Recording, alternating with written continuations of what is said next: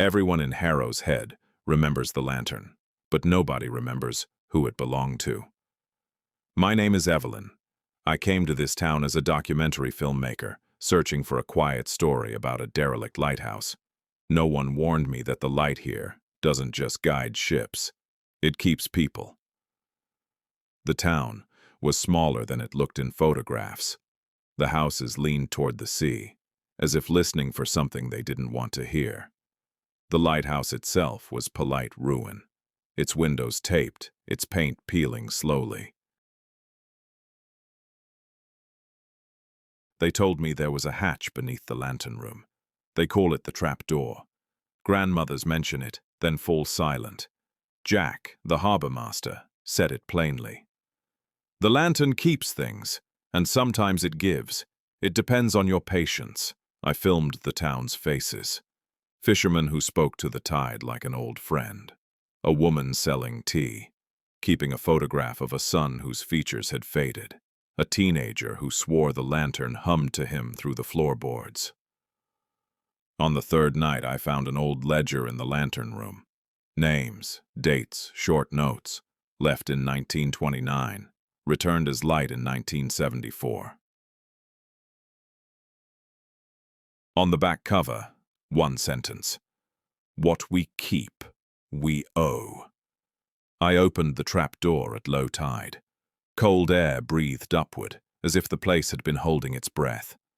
I climbed down into a damp chamber. At the center stood the lantern.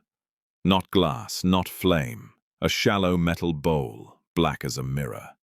It didn't reflect light, it swallowed it. Nails surrounded it, each tied with scraps of paper, names, children's drawings, small things that should never be forgotten. When I read one scrap out loud, the surface of the bowl trembled, and something inside me loosened, a memory I thought I had already survived. That's when I understood the rule. The lantern doesn't steal what is already gone. It takes what we carry with us.